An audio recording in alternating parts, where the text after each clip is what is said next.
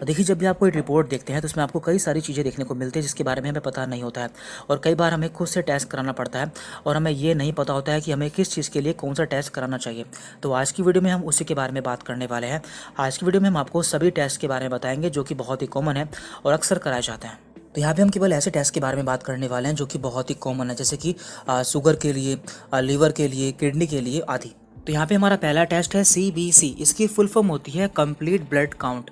तो ये एक बहुत ही कॉमन टेस्ट है जो कि लगभग सभी को कराना होता है। जब भी कोई बीमार हो जाता है या फिर उसे कोई प्रॉब्लम होती है तो ऐसी कंडीशन में CBC कराया जाता है। तो इससे हम ये जान पाते हैं कि हमारा खून कितना है, हमें कोई इन्फेक्शन तो नहीं है, या फिर हमारे ब्लड में प्लेटलेट्स की संख्या कितनी है। तो इसमें हमें नॉर्मली 4 चीज़ें देखनी होती है।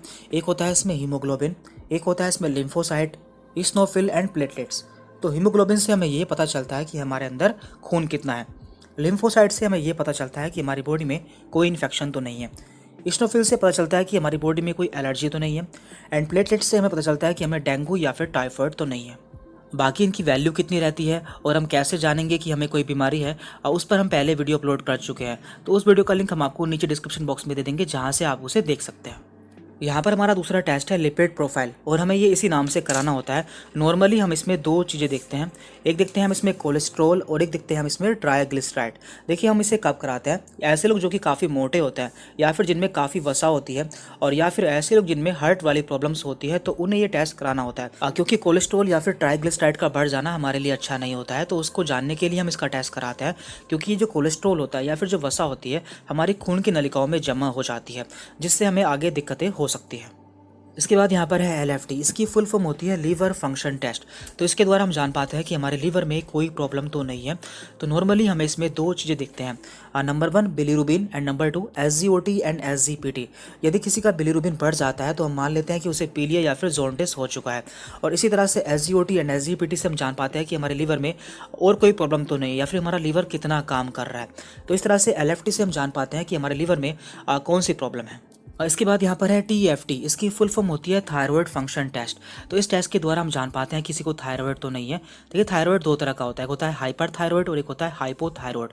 जब किसी को हाइपोथायराइड हो जाता है तो उसका वेट काफ़ी बढ़ जाता है। तो ऐसे लोगों में जानने के लिए कि उन्हें थायराइड तो नहीं है, ये टेस्ट कराया जाता है। तो नॉर्मली हम इसमें TSH की वैल्यू देखते हैं। TSH एक हार्मोन होता है, इसकी फुल फॉर्म है थायराइड स्टिमुलेटिंग हार्मोन, जिसकी नॉर्मल वैल्यू होती है 0.55 से 4.78। यदि ये 4.78 से ऊपर हो जाता है तो हम मान लेते हैं कि इसे हाइपोथायराइड हो चुका है। अब हम बात करते हैं शुगर टेस्ट के बारे में, यानी कि ऐसे लोग जिन्हें डायबिटीज़ या फिर शुगर होने की संभावना रहती है तो उनमें कौन से टेस्ट कराए जाते हैं। तो उनमें 3 तरह के टेस्ट कराए जाते हैं। एक होते हैं फास्टिंग, एक होता है पोस्ट पेरेंटल यानी कि PP, और एक होता है HbA1c। जो फास्टिंग होता है ये टेस्ट खाली पेट कराना होता है और इसमें जो वैल्यू होती है वो 100 से कम आती है। इसके बाद है यहाँ पर PP यानी कि खाना खाने के 2 घंटे बाद। इसमें जो वैल्यू होती है 140 से कम होनी चाहिए। और एक होता है HbA1c।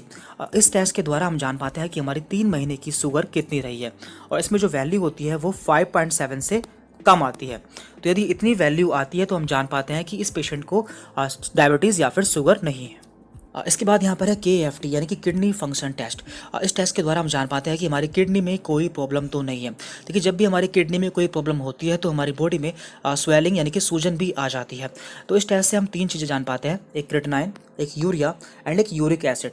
तो ये तीनों क्या होते हैं? ये तीनों हमारी बॉडी में बनने वाले वेस्ट मटेरियल होते हैं जिन्हें हमारी बॉडी से बाहर निकलना जरूरी होता है। लेकिन जब भी हमारी किडनी में कोई प्रॉब्लम हो जाती है तो इनका अमाउंट हमारे ब्लड में बढ़ जाता है, जिससे हम जान पाते हैं कि हमारी किडनी में कोई प्रॉब्लम हो चुकी है। और लास्ट है यहाँ पर यूरिन टेस्ट। देखिए, इसमें आपके यूरिन का सैंपल लिया जाता है और लैब टेक्नीशियन आपके यूरिन का एनालिसिस करता है। देखिए, वैसे तो इसमें बहुत सारी चीज़ें देखी जाती है, लेकिन यहाँ पर केवल हम ऐसी चीज़ों के बारे में बात करेंगे जो कि काफ़ी कॉमन है, जैसे कि ग्लूकोज, प्रोटीन एंड ब्लड। यदि किसी के यूरिन में ग्लूकोज देखने को मिलता है, मीन्स उसे डायबिटीज़ की प्रॉब्लम हो चुकी है। Number 2 protein. यदि किसी के यूरिन में प्रोटीन देखने को मिलता है, मीन्स उसके किडनी में कोई इन्फेक्शन है या फिर और कोई प्रॉब्लम हो चुकी है। एंड नंबर 3 है यहाँ पर ब्लड। यदि किसी के यूरिन में खून देखने को मिलता है, मीन्स उसकी पेशाब की नली में कहीं डैमेज हो चुका है, या फिर उसे UTI है, या फिर उसके किडनी में स्टोन है। तो इसके अलावा कई सारी प्रॉब्लम हो सकती हैं जिसका पता हम टेस्ट कराकर कर सकते हैं।